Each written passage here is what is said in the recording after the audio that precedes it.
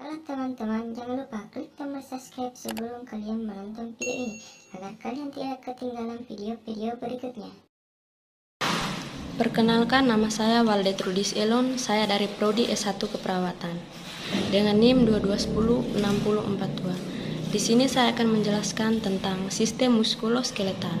Sistem muskuloskeletal terdiri atas tulang rangka atau skeleton, sendi dan otot rangka atau pelendir yang menggerakkan tubuh.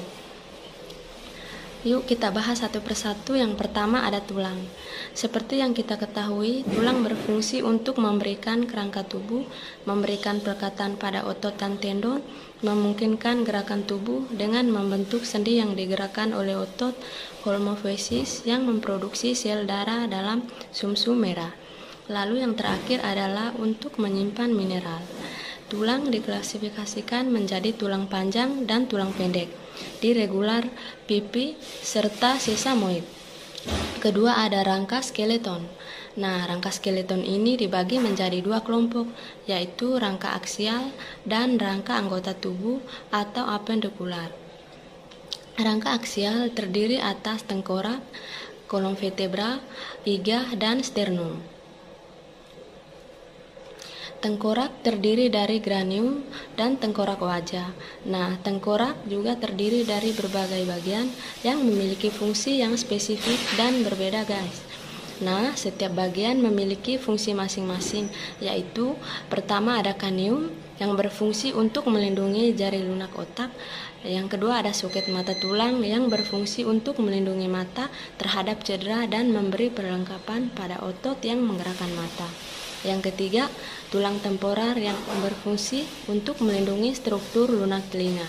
Yang keempat, sebagian tulang wajah dan dasar tengkorak memberikan resonansi pada suara karena tulang ini memiliki rongga yang disebut sinus yang berisi air.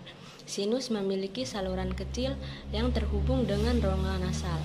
Yang kelima, tulang wajah membentuk dinding posterior rongga nasal. Dinding ini menjaga jalan masuk udara terbuka untuk memfasilitasi pernafasan. Yang keenam, maksila dan mandibula membentuk pangkal gigi atau gusi di mana gigi melekat. Dan yang terakhir, manibula atau rahang bawah merupakan satu-satunya tulang tengkorak yang dapat digerakkan. Mengunyah makanan merupakan hasil dari aktivitas terkoordinasi otot wajah tertentu, otot mastifikasi yang menggerakkan manibula. Aksial yang kedua adalah kolom vertebra. Terdapat 26 tulang di kolom vertebra. Sebanyak 24 vertebra memanjang dari tulang oksipital ke bawah. Kemudian terdapat sakrum yang dibentuk oleh 5 tulang yang menyatu. Dan yang terakhir ada poksigis atau tulang ekor yang dibentuk oleh 3 sampai dengan 5 tulang kecil yang menyatu. Kolom vertebra dibagi menjadi beberapa region. 7 vertebra yang pertama di leher membentuk tulang vertikalis.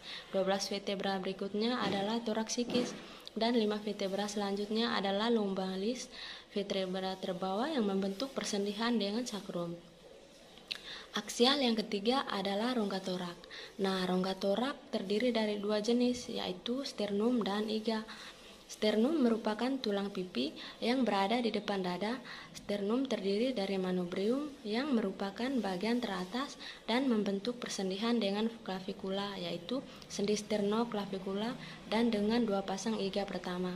Lalu ada badan atau bagian tengah yang merupakan tempat melekatnya iga, dan yang terakhir ada processus efedus merupakan ujung tulang, tempat melekatnya diafragma, otot dinding abdomen anterior, dan lineal. Yang kedua ada iga. Iga terdiri atas 12 pasang yang membentuk dinding lateral sangkal toraksi. Di bagian anterior, 7 pasang iga pertama membentuk persendihan dengan sternum dan disebut iga sejati. Iga pasang berikutnya membentuk persendihan secara tidak langsung, tapi lago costa melekatkan iga pada sternum. 2 pasang iga terbawah disebut iga melayang karena tidak terhubung dengan sternum dan ujung anterior tidak terhubung oleh struktur apapun. Nah, sekarang kita sudah bahas tentang aksial. Selanjutnya kita bahas tentang anggota tubuh atau apendikular, teman-teman. Kerangka anggota tubuh atau skeleton apendikular terdiri atas gelang bahu dengan ekstremitas atas dan gelang pelvis dengan ekstremitas bawah. Kita bahas yang pertama teman-teman, gelang bahu.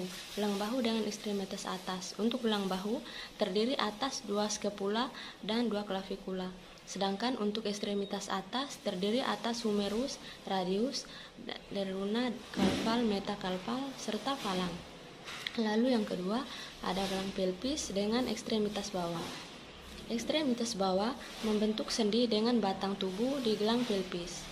Gelang pelvis dibentuk oleh 2 tulang enomial atau pinggul yang terdiri atas 3 tulang yang menyatu, yaitu ilium membentuk sendi sakroiliaka dengan sakrum, ischium bagian inferior dan posterior, dan pelvis atau pinggul yang terdiri atas bagian atas dan bawah, atau brain pelvis yang terdiri atas promontorium sacrum dan gallis iliopectineal. Pelvis wanita lebih besar daripada pria untuk memfasilitasi kelahiran bayi. Lalu, untuk ekstremitas bawah terdiri atas femur atau tulang paha yang membentuk sendi pinggul dengan tulang pinggul.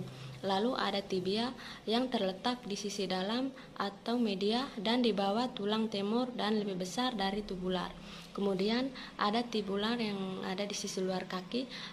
Lalu ada patella tempurung lutut yang membentuk sendi lutut dan memiliki tendon capella atau otot quadritot femoris.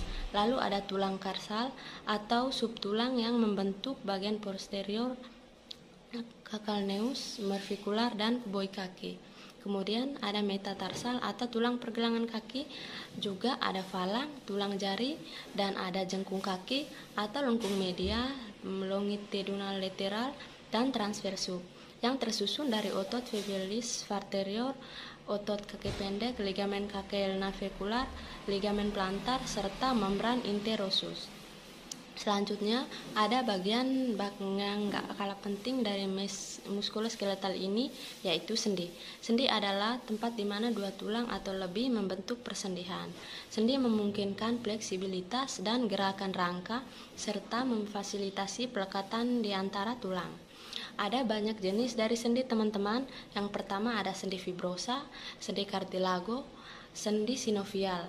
Nah, sendi sinovial terdiri atas sendi lesung, sendi engsel, sendi selongsor, sendi putar, sendi kondiloid, dan sendi plana.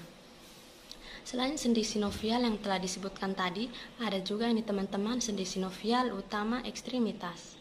Terdiri 2 jenis, yaitu ekstremitas atas dan sendi ekstremitas bawah. Untuk yang ekstremitas atas meliputi sendi bahu, sendi siku, radial, ulnar, maksimal dan distal, sendi pergelangan tangan, dan sendi tangan dan jari. Lalu untuk sendi ekstremitas bawah meliputi sendi lutut dan sendi kaki dan juga sendi ibu jari. Setelah kita bahas tentang tulang, rangka skeleton, dan sendi, selanjutnya kita bahas tentang otot. Otot merupakan jaringan fibrosa yang menopang sendi. Otot bersifat elastis, otot juga bekerja berpasangan, namun memiliki aksi yang berlawanan. Suatu otot berkontraksi, maka otot lain berelaksasi. Jaringan otot terdiri atas otot polos atau otot involundir atau tidak bergaris, otot jantung, serta otot rangka atau skeletal. Otot yang penting dalam tubuh. Yang pertama ada otot leher dan wajah. Otot wajah terdiri atas otot occipitocontralis yang berfungsi untuk menutupi kubak tengkorak. Lalu ada palpebra levator yang menutupi rongga orbital hingga kelopak mata yang berfungsi untuk mengangkat alis. Lalu ada orbicularis yang penting dalam kontraksi mata. Kemudian ada otot lipendipipi yang berperan dalam membentuk gigi melakukan gerakan mengunyah.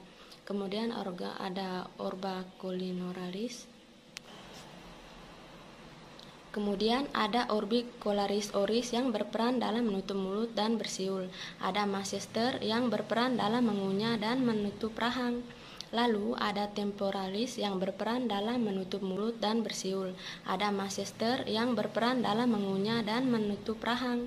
Lalu ada temporalis yang berperan dalam menutup mulut dan membantu mengunyah. Lalu yang terakhir ada pterygoids yang berperan dalam menutup mulut serta menarik rahang ke depan.